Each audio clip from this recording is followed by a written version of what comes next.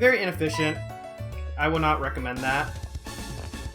The other one was Burn, where Burn burns the Pokemon. They take damage after every turn. Their attack gets cut in half as well. It can be nice if you do it on an opponent, but then if it happens on you, well, it sucks. And there's an item called Burn Heal, where you can heal it off. Alright, so Lucas is going to ask, how many Pokemon have you caught? I have 4 Pokemon. If you have a little bit less Pokemon, then he's probably going to say, like, oh, you should maybe catch a little more Pokemon, that way you can be on the safe side. Because if all your Pokemon are defeated in battle, then, well, that's unfortunate, you just lose, and then you have to go back to the last Pokemon Center you entered. This is how a healing Pokemon looks like. I think I showed this off earlier. But yeah, this is what a Pokemon Center looks like. You can also go up here, and this is where you can do all of your trading / battling stuff online. But right now, we don't have that access right now. And I don't know why they decided to go back to that type of formula here in this game. Okay. Let's go ahead and make our way to the trainer school. So this is Jubilife City. Jubilife City is like your first somewhat big city. There's quite a lot to do if you feel like going around and exploring and talking to people, which brings to attention. You probably want to talk to people if this is your first time, and that is because talking to people will kind of give you a little bit of like tips and ideas of where to go if you ever get lost. And then also sometimes some people will give you items for free, because that is how we like RPG games. So in the trainer school, Vince is here.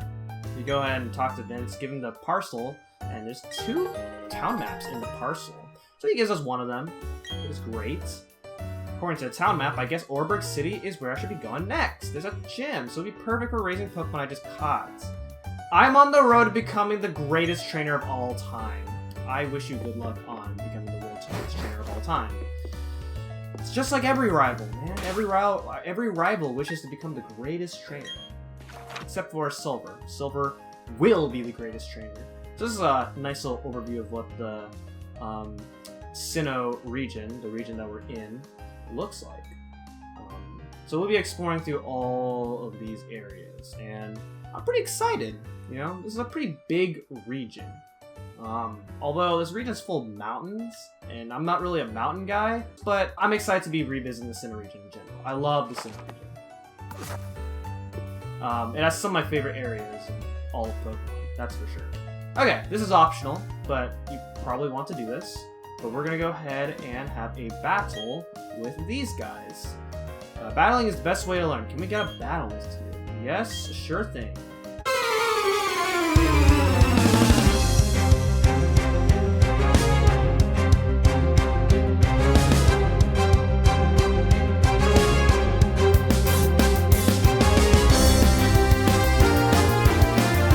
So if you remember fighting these people in the original game, then you might know that both of their Abras had hidden power, and the hidden power type was, I think it was set, but I never really figured out what type the hidden power was.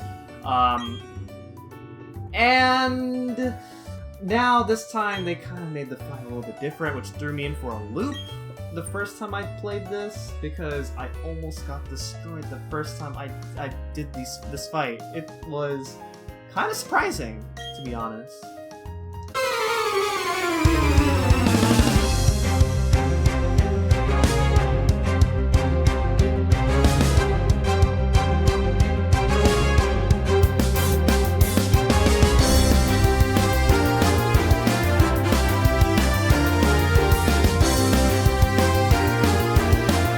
I'll have you guys know that Generation VIII is a really good starting generation to get into, and because I played quite a bit of Sword and Shield, I know my type advantages. Yeah, whenever you see a Pokemon for the first time, and you encounter it again in some way, then your moveset is going to tell you what's good and bad against that Pokemon.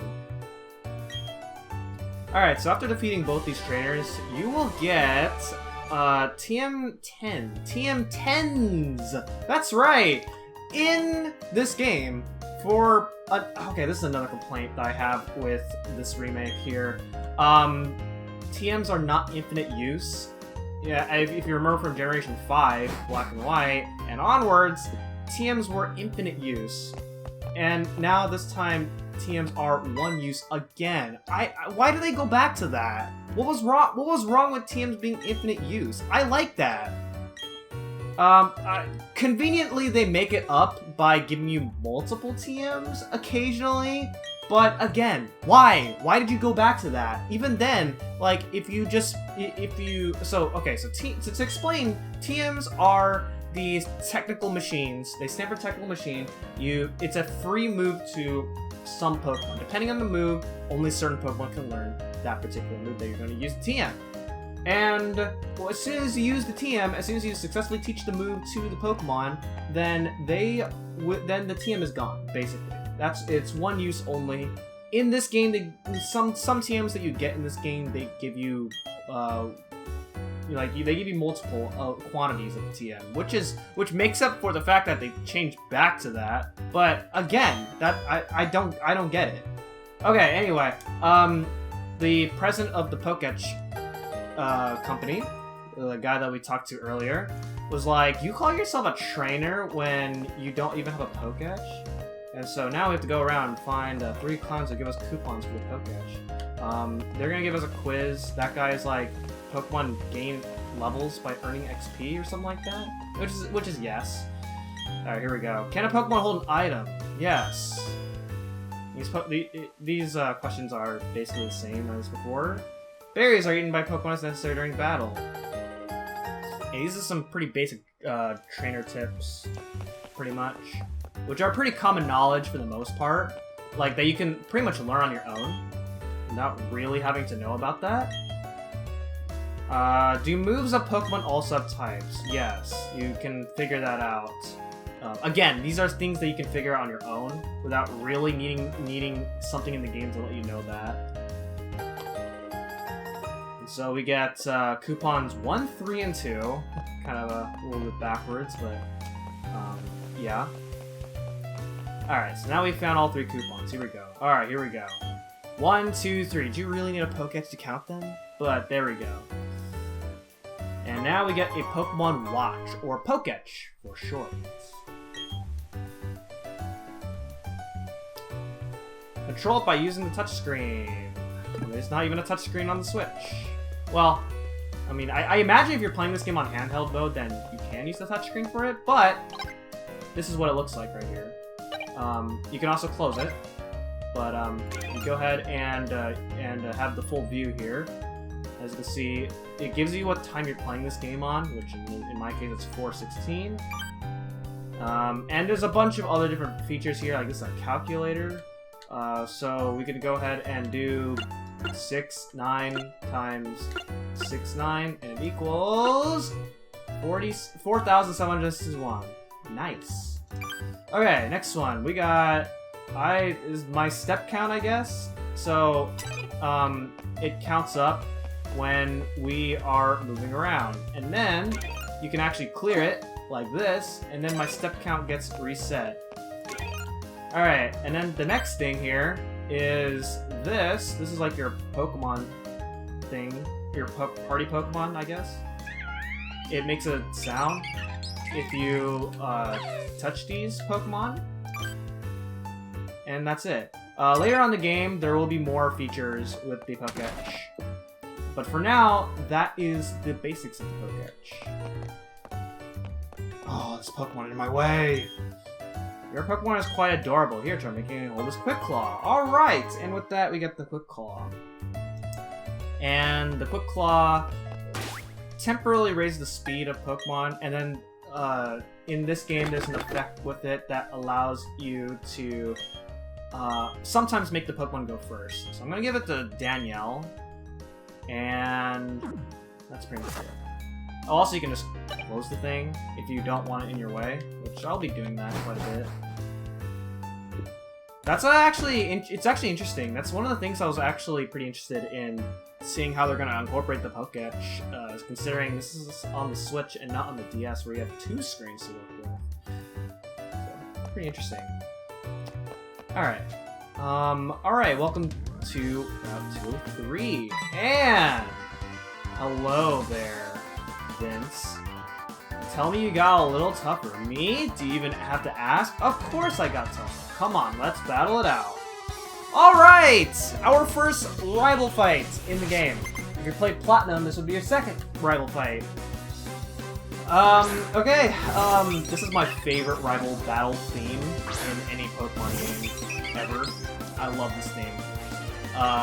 It's so goofy. That's why I like it. But here we go.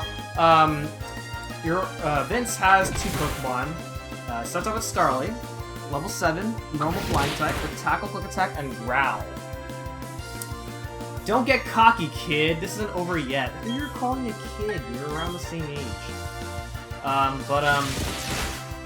Yeah, so,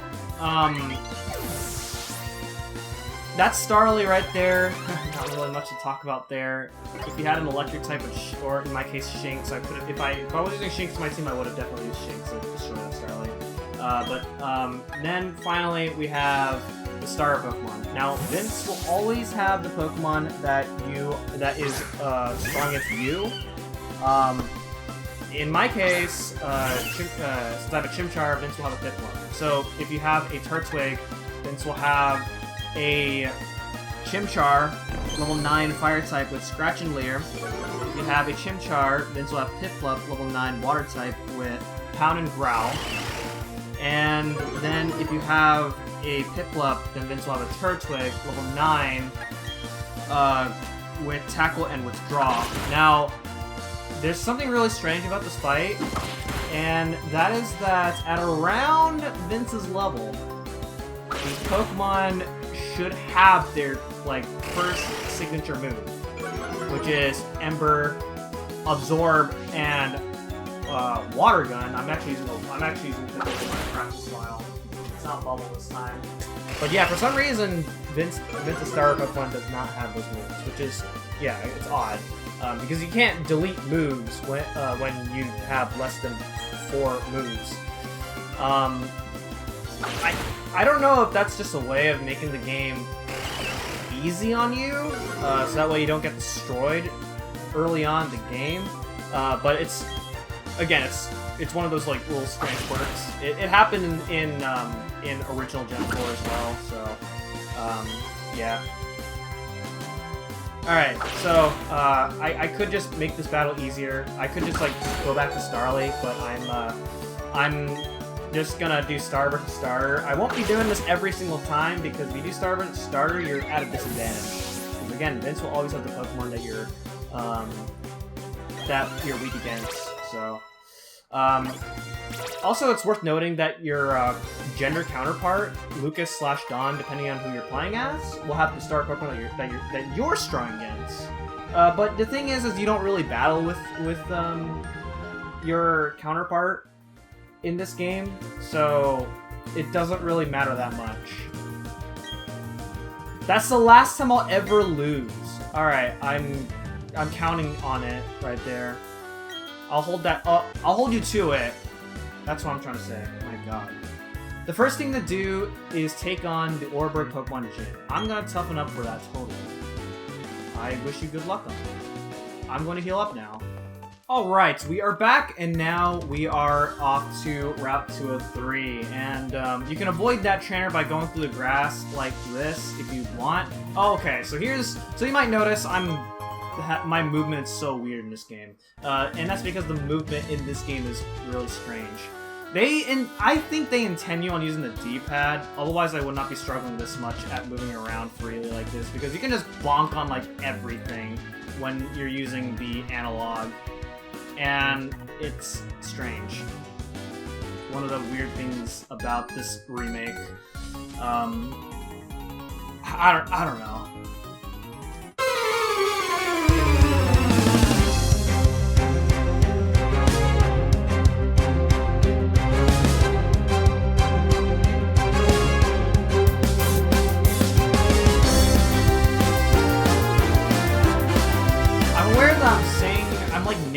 anything more than actually saying, like, good things about this game, because I'm liking this game so far, but at the same time, there are questionable things about this game that were not present in Sword and Shield.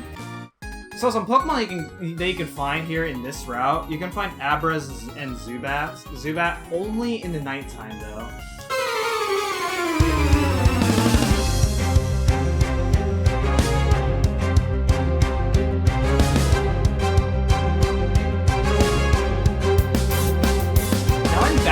Every once in a while, you'll run into a Pokemon that will do things like, for example, if you run into a Shinx, then you'll sometimes have your attack lowered like right away. That's called an ability. Shinx has an ability called Intimidate.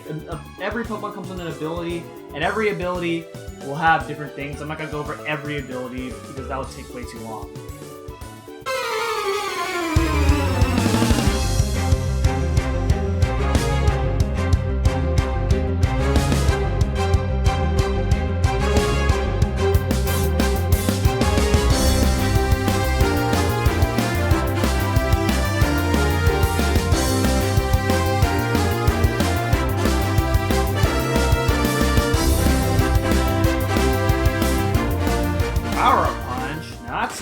A new one.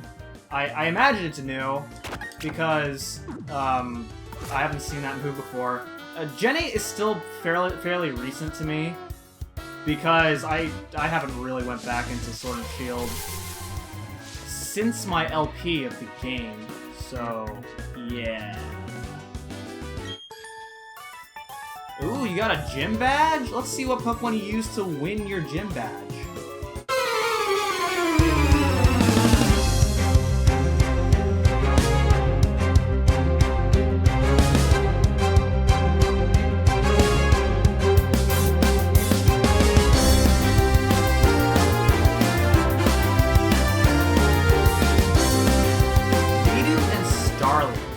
Level 5?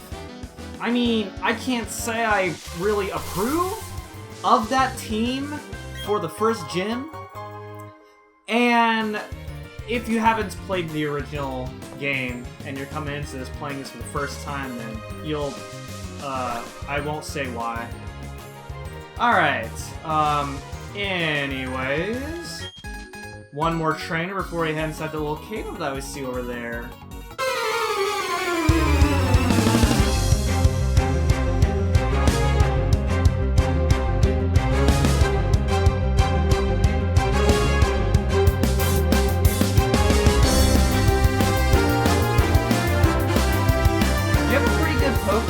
For the first gym, you know, but yeah, not right now, I guess. Alright, welcome to the Orbrick Gate. Right off the bat, we are approach with this guy. You have a Pokédex. You're still a pretty new trainer, aren't you? But it's all good. You're a new fellow friend of Pokemon. So let me make a gift of these technical machines to you. And we get TM98s, which all contain Rock Smash. So, Rock Smash is no longer an HM, thankfully. Which means it's not, well, it is required in this game.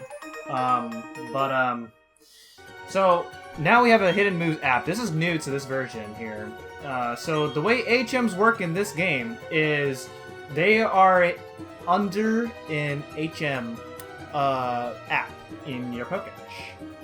And to use these HMs, you need the right gym badge to use it, however. So, use Hidden Moves from the HM Moves Pokédex app to remove or bypass obstacles. And also, you gotta have certain Pokemon that can actually use those moves for some reason.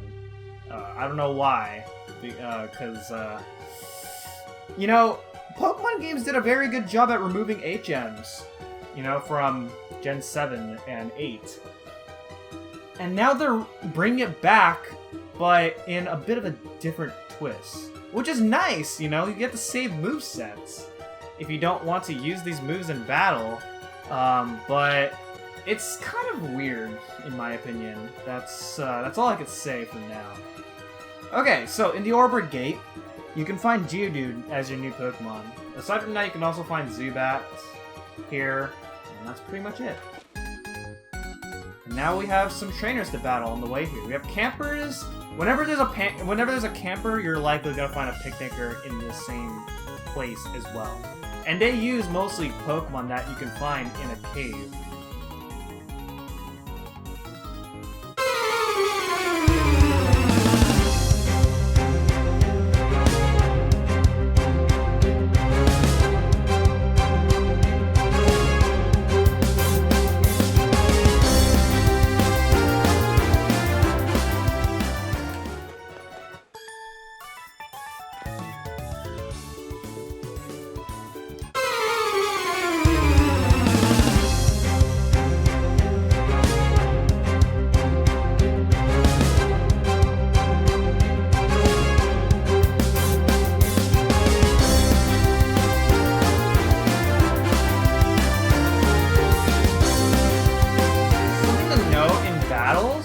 Is that there's a mechanic that applies with every Pokemon game called Stab, or Same Type Attack Bonus, where if you use a move that's the same type as your Pokemon, then it has a slight boost in power.